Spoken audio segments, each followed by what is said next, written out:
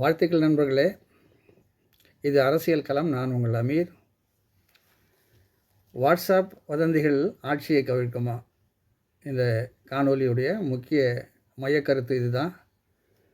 நிறைய தரவுகள் இருக்குது, அதனால இதை ஸ்கிப் பண்ணாமல் பாருங்கள்.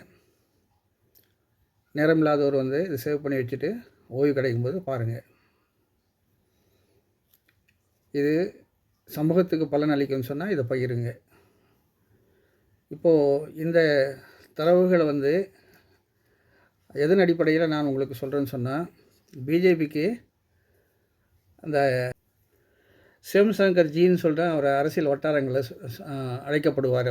அவருடைய முழு பேர் சிவம் சங்கர் சிங்கு அவருடைய பேர். இவர் தான் நம்ம பிஜேபிக்காக அரசியல் வியூகங்களை அமைச்சு கொடுத்தவர். இப்போ இல்லை, முதல்ல அவரை பற்றி முதல்ல இதில் இந்த காணொலிக்குள்ளே போகும்போது ஷார்ட்டாக சில விஷயங்களை இந்த சிவசங்கர் ஜி இருக்கார்ல யாருன்னு சொல்லிட்டு ஷார்ட்டாக பார்த்துருவோம்.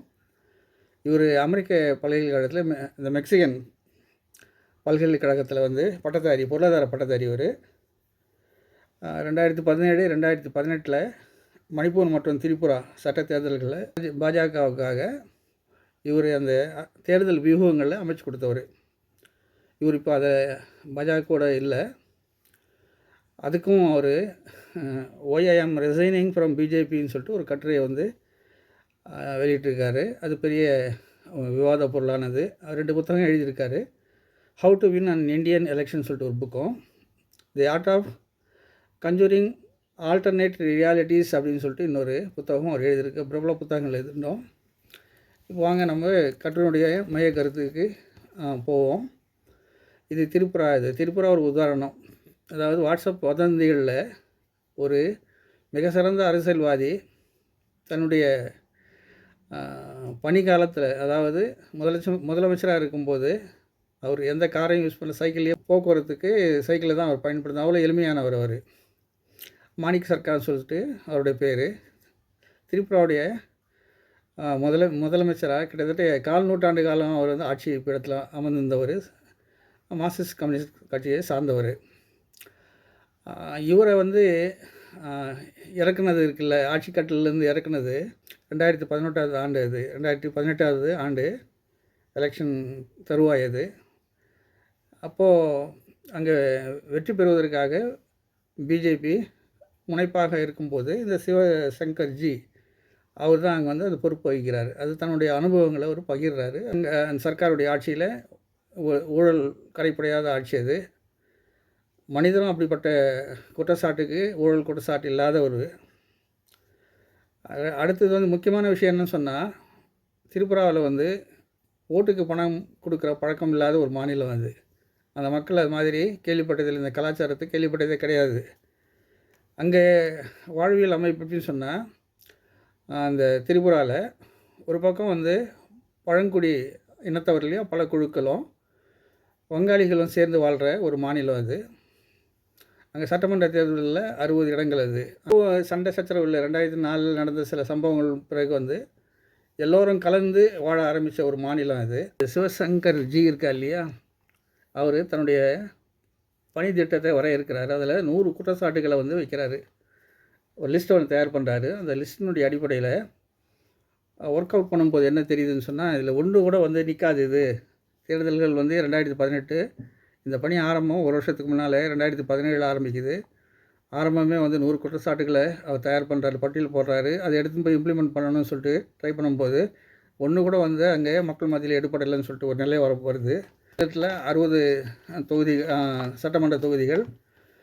இப்படியான சூழலில் இது ஆரம்பத்தில் இங்கே நடக்கிற 2013 தேர்தல்களில் பாஜகவுடைய நிலைமை என்னன்னு சொன்னால், அந்த தொகுதியில் மட்டும் அது ஞாபகப்படுத்தி வச்சுக்கிங்க, ஒரே ஒரு தொகுதியில் மட்டும்தான் அது டெபாசிட்டை தக்க வச்சுக்கிட்டு மற்ற எல்லா தொகுதிகளிலும் டெபாசிட் இழந்து போன ஒரு சூழல் அது.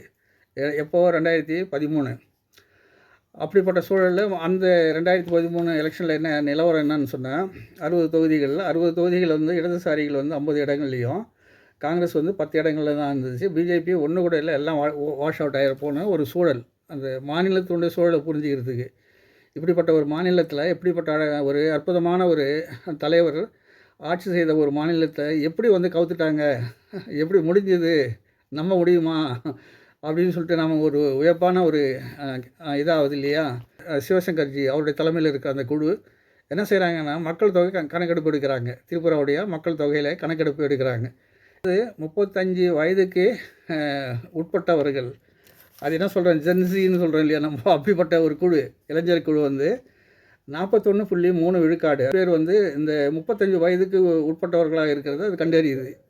இன்னொரு தரவையும் நீங்கள் சேர்த்து நீங்கள் தெரிஞ்சுக்கணும் இதில். அதாவது இந்த 2013 தேர்தலுக்குள்ள பாஜக மொத்த ஒரே ஒரு தொகுதியை தவிர மற்ற தொகுதிகள் நின்று அத்தனை தொகுதிகளும் டெபாசிட் எழுந்த அந்த நிலையில் அது பெற்ற வாக்குகள் சதவீதம் 1.3%.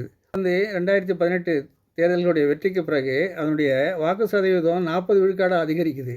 அந்த ட்ரிக்கு மாயாஜாலம் வந்து அங்கே நடக்குது. அது அப்போ தான் இந்த லெனின் சிலையெல்லாம் உடைக்கிறாங்களே அந்த சம்பவங்கள் எல்லாமே வந்து அங்கே நடக்கிற சூழல் வந்து இந்த 2018 40 விழுக்காடு பெற்ற பாஜகவுடைய அந்த அதிபெரும்பான்மையினால் இவங்க இந்த வன்முறை கலாச்சாரத்தை கட்டவிழ்த்து விடுறாங்க. இந்த 2013 2018 இந்த இடைப்பட்ட இந்த காலம் இருக்கு இல்லையா, இந்த டியூரேஷன், இந்த இடைப்பட்ட காலத்தில் நடந்தது என்ன, இதுதான் நம்ம இந்த காணொலியுடைய முக்கியமான ஒரு அம்சம். முதல்ல வந்து 100 குற்றச்சாட்டுகள் தயார் பண்ணாங்க. ஒரு குற்றச்சாட்டு எடுபடல. முதலமைச்சரோ வந்து அப்பழுக்கற்ற தூயவர், அவருடைய ஆட்சியிலையும் எந்த ஊழல்களை கண்டுபிடிக்க முடியாத அளவுக்கு நல்ல ஆட்சி கொடுத்தாரு. அப்படி இருக்க சூழல் இப்போ என்ன செய்கிறாங்கன்னா, அடுத்த திட்டத்துக்கு வராங்க. அதில் என்ன செய்கிறாங்க, இங்கே என்ன நடக்குதோ ஒரு இண்டஸ்ட்ரி வச்சு நம்ம தமிழ்நாட்டை பொறுத்து பாருங்கள். நான் திரிபுரா சொல்கிறது அப்படி சொல்லும்போது எல்லாமே வந்து தமிழ்நாட்டையும் நீங்கள் பொறுத்து பார்த்தீங்கன்னு சொன்னால் உங்களுக்கு நல்லா வந்து இந்த விஷயம் விளங்கும். இங்கே எப்படி வந்து ஒரு ஃபேக்ட்ரியாக வச்சு பொய் மூட்டைகளை அவிழ்த்து விட்டாங்களோ அதே மாதிரி என்ன செய்கிறாங்க, ஆரம்பத்தில் திரிபுராவில் வாட்ஸ்அப் குரூப்புகளை எளிய மக்கள் போய் சேர்கிற மாதிரி, ரீச் ஆகிற மாதிரி நிறைய வாட்ஸ்அப் குரூப்புகளை வந்து அவங்க உருவாக்குறாங்க. உருவாக்கிட்டு என்ன செய்கிறாங்கன்னு சொன்னால், பிரதானமான விஷயமாக இருக்குது. அதாவது முதல்வர் வந்து அருமையான அற்புதமான ஆட்சி தராரு. இருந்தாலும் மனித சமூக அமைப்புக்குள்ளே தவறுகள் சம்பவங்கள் வந்து நடக்கிறது, அங்கொன்றோ இங்கொன்றோ நடக்கிறது. யாரும் எந்த ஒரு ஆட்சி வந்தாலும் அதை வந்து சரி பண்ண முடியாது. இப்போ இவங்க என்ன டார்கெட் பண்ணுறாங்கன்னா, மாநிலத்தில் நடக்கிற ஏதாவது ஒரு சம்பவத்தை எடுத்துக்கிறாங்க. ஒரு பாலியல் வன்கொடுமை அல்லது ஒரு கிரிமினல் குற்றச்சாட்டு, இதை வச்சு அதுதான் அன்றைய முக்கியமான ஒரு செய்தியாக அந்த வாட்ஸ்அப் குழுக்களில் பரப்புகிறாங்க. நீ கேள்விப்பட்டியா, நீ பார்த்தியா, அது மாதிரி நடந்ததாமே, இது மாதிரி நடந்ததாமேன்னு சொல்லிட்டு ஆயிரக்கணக்கான லட்சக்கணக்கான மக்கள் மத்தியில் இந்த வாட்ஸ்அப் செய்திகள் வந்து அதுதான் பிரதானமாக திரிபுராவிலேயே அந்த ஒரே ஒரு விஷயந்தான் வந்து பிரதானமாக ஆக்கப்படுது. இப்படி வந்து ஒரு செய்தி 2 செய்தின்னு சொல்லிட்டு இந்த செய்திகளை வந்து பரப்பிட்டே இருக்கிறாங்க. மாணிக் சர்க்கார் அவரும் அவருடைய கட்சியில் செய்த ஒரு தவறு என்னன்னு சொன்னால், இங்கே நடந்த மாதிரி தான். நம்ம எப்படி வந்து திராவிடர் கொள்கைகள், பெரியாருக்கு முன்னே இருந்த பெரியார்கள், அவங்களுடைய வரலாறு என்னென்ன நம்ம தமிழ்நாடுக்காக செய்தாங்க தியாகங்கள், இது எதுவுமே வந்து எப்படி நம்முடைய இளைஞர்களுக்கு இந்த ஜென்சிக்கு நாம் எடுத்து வைக்கலையோ, எங்களை மாதிரி பூமராங்கள் தான் சொல்கிறேன், உட்பட சொல்கிறேன். கட்சி சார்ந்தவங்க சாராதவங்க எப்படி வந்து நம்முடைய பசங்களுக்கும் பிள்ளைகளுக்கும் நம்முடைய அண்ணன்மார்களுக்கும் தம்பிமார்களுக்கும் இல்லை தங்கைமார்களுக்கும் அல்லது பேரன் பேத்திகளுக்கும் இது தமிழ்நாட்டுடைய வரலாற்றை நாம் வைக்கலையோ, அதே மாதிரி வந்து இந்த மாணிக் சர்க்காருடைய அவருடைய 25 ஆட்சி காலத்தினுடைய அந்த நன்மைகள், செயல் திட்டங்கள், அதுக்காக அவர் போராடியது, தியாகங்கள், அவரை பற்றி வரலாறு, அவருடைய குடும்பத்தார் வந்து சந்தித்த இன்னல் இடுக்கணுங்கள், கட்சிக்காரங்க சந்தித்தது, இது எதையுமே வந்து இந்த 35 வயதுக்கு உட்பட்ட இளைஞர்கள் இருக்காங்கல்ல, அவங்களுக்கு தெரியாத ஒரு வாய்ப்பாக போச்சு. அது இயல்பாக ஆயிடுச்சு. திரிபுராவுடைய சுபிட்சங்கள் நல்ல தலைவர், அவ்வளோதான். எப்படி தான் வந்து ஓரளவு வந்து பார்க்க ஆரம்பித்தாங்க. இந்த இடத்துல தான் வந்து இந்த வாட்ஸ்அப் செய்திகள் எல்லாமே வந்து வேகமாக வந்து வதந்திகள் வந்து பரவிட்டே இருக்குது. இந்த நேரத்தில் நீங்கள் திரிபுரா = தமிழ்நாடு, கம்யூனிசம் = இந்த திராவிடம், இது கொஞ்சம் நீங்கள் மனசில் பதிவு வச்சுட்டிங்க சொன்னால் எளிமையாக புரிஞ்சிடும். நான் சொல்ல வர்றது என்னன்னு சொல்லிட்டு எளிமையாக புரிஞ்சிடும். என்ன சொன்னால், கல்வி கற்பதற்கு பள்ளிக்கூடங்களில் நுழைவதற்கு எவ்வளோ சிரமப்பட்டோம் ஒரு காலத்தில். படிக்க விடுறதுக்கு விட்டாங்களா நம்மளை? இதை பற்றி யாருக்கு தெரியும்? இன்றைய இளைஞர்களுக்கு யாருக்குன்னா தெரியும்? சொகுசாக இன்றைக்கி நம்ம வாழ்ந்துட்டு இருக்கிறோம். நம்முடைய பிள்ளைங்க பேர பசங்க எல்லாமே வந்து சொகுசாக படிச்சுட்டு இருக்காங்க. சொகுசான பணிகள் இருக்கிறாங்க. சொகுசாக வெளிநாடுகளில் போய் பணிபுரிகிறாங்க. நல்ல நிம்மதியாக இருக்கிறாங்கும்போது போராடி பெற்ற அந்த கல்வி வாய்ப்பை கால்நடையாக வந்து பல கிலோமீட்டர்கள் மைல்கள் வந்து நடந்து அந்த பிள்ளைங்க படித்தாங்க. பிறகு சைக்கிளில் போய் படித்தாங்க. இதெல்லாம் வந்து நம்ம பிள்ளைங்களுக்கு யாருக்கும் வந்து வரலாறுகளை நாம் எத்தி வைக்க மறந்துட்டோம். இதுதான் நம்முடைய பெரிய ஒரு ட்ராபேக்குன்னு சொல்லலாம். இப்போ இந்த பின்னணியில் திரிபுரா மாநிலத்தில் நடக்கிற ஒரு சம்பவம், ஒரு மூலையில் நடக்கிற ஒரு சம்பவம், ஒரு கிரிமினல் குற்றம், அது வந்து பெரிதளவு வந்து விவாதிக்கப்பட்டது. அது பெரிய அளவுக்கு வந்து பரப்பப்பட்டது. அது பெரிய மாநில பிரச்சனையாக வந்து குழுக்களில் வந்து பரப்புனாங்க, பேசினாங்க, விவாதமாக்குனாங்க, பிரச்சாரம் செய்தாங்க. அதுக்கான யுக்திகளை வந்து அவங்க கையாண்டாங்க. எப்படி வந்து இங்கே தமிழ்நாட்டில் வந்து சாதிய அமைப்புகள் இருக்கனவோ அதே மாதிரி வந்து அங்கே அந்த பழங்குடி மத்தியில் பல குழுக்கள் இருந்தது. அங்கே கூட வந்து வங்காளிகள் சேர்ந்து வாழ்கிறாங்க. அப்படியா இருக்கும்போது அந்த ஒவ்வொரு குழுக்களில் தங்களுக்கு உயர்வாக சில விஷயங்கள் வச்சு அடுத்த குழுக்கள் மேலே ஒரு அபிப்பிராயம் இருக்குது இல்லையா, அந்த அபிப்பிராயத்தை வந்து டச் பண்ணுறாங்க பிஜேபி. அந்த அபிப்பிராயத்தை டச் பண்ணி அந்த அபிப்பிராயத்துக்கு கருத்துக்கு சாதகமாக இருக்கிற குழுவை நான் உன் பக்கத்துணையாக இருக்கிறேன் அப்படின்னு சொல்லிட்டு ஒவ்வொரு குழுவுக்கும் வந்து நாடகம் ஆடுறாங்க. நான் பக்கத்துணையாக இருக்கிறேன், அவன் கெட்டவன், அவன் உனக்கு எதிரானவன். அந்த குழு எப்படி ஜாதி அமைப்பு சொல்கிறாங்களே அதே மாதிரி அவன் கெட்டவன் இவன் கெட்டவன் சொல்லிட்டு ஒவ்வொரு ஒரு 10 குழு வைங்களேன், 10 குழுக்களும் மத்தியிலையும் 10 குழுக்களுக்கு இவன் சாதகமானவனா தலைவனா நான் இருக்கிறேன்னு சொல்லிட்டு அந்த பிரித்தாளும் தன்மையை வந்து அழகாக கையாண்டான்.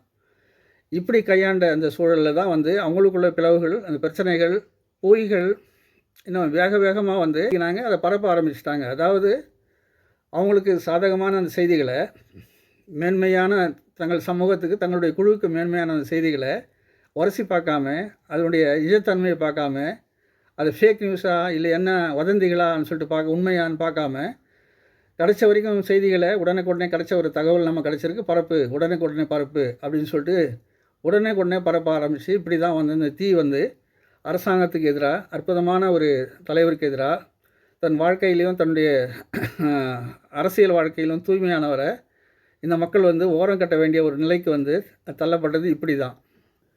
இந்த ஒவ்வொரு குழு இருக்கு இல்லையா, திரிபுராவில் ஒவ்வொரு அமைப்பு இருக்குல்ல, அந்த அமைப்புக்கு ஒரு கருத்து இருக்கும், பொதுநிலை கருத்து இருக்கும். அந்த கருத்துக்கு சாதகமானவர்களாக வந்து இவங்க வேஷம் போட ஆரம்பித்தாங்க பிஜேபிக்காரங்க. அந்த வேஷத்தினுடைய இதில் வந்து ஏமாந்து போன மக்கள் வந்து அந்த அவங்களுடைய கருத்துருவாக்கத்துக்கு ஆளாயிட்டாங்க. இப்படியாக தான் வந்து அங்கே திரிபுராவில் வந்து பிஜேபி உள்ள நுழையுது, கம்யூனிசம் வந்து கீழே வந்து தள்ளப்படுது. இந்த அரசியல் சூழ்ச்சிக்கு முன் உதாரணமாக சிவசங்கர்ஜி எடுத்துக்கொண்டது நம்ம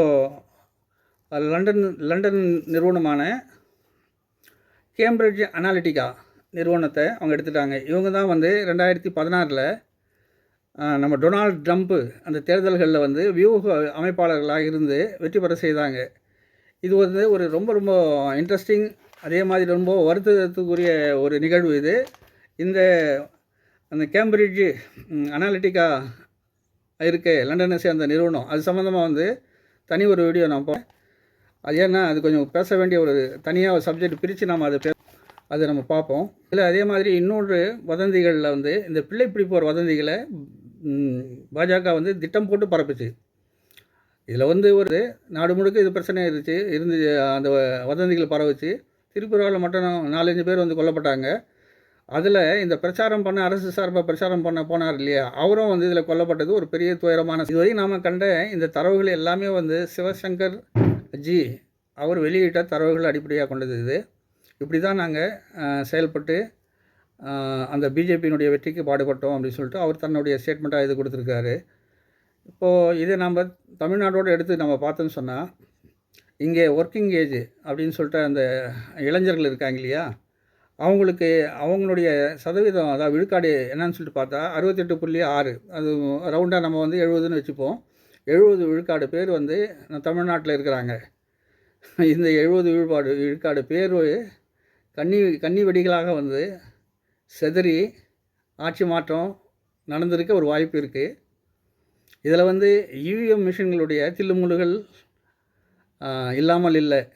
எப்படி வந்து இந்த லண்டனுடைய அந்த கேம்பிரிட்ஜ் அனாலிட்டிகா நிறுவனத்தினுடைய அந்த ஊழல் வெளிவந்தது, அது நான் தனியாக சொல்கிறேன்னு சொல்லியிருக்கேன் இல்லையா? அதில் ஊழல் வெளிவந்தது. எப்படி வந்து அவங்க அவமானப்பட்டாங்களோ, எப்படி வந்து அந்த நிறுவனத்தை வந்து மூட வேண்டிய நிலைக்கு ஆளானாங்களோ, எப்படி அபராதத்துக்கும் பண நெருக்கடிக்கு அவங்க தள்ளப்பட்டாங்களோ, அதே மாதிரி வந்து பிற்காலத்தில் இந்த ஈவிஎம் மோசடி செய்த யாருன்னு சொல்லிட்டு வெளிவரும்போது அது நடக்கும்.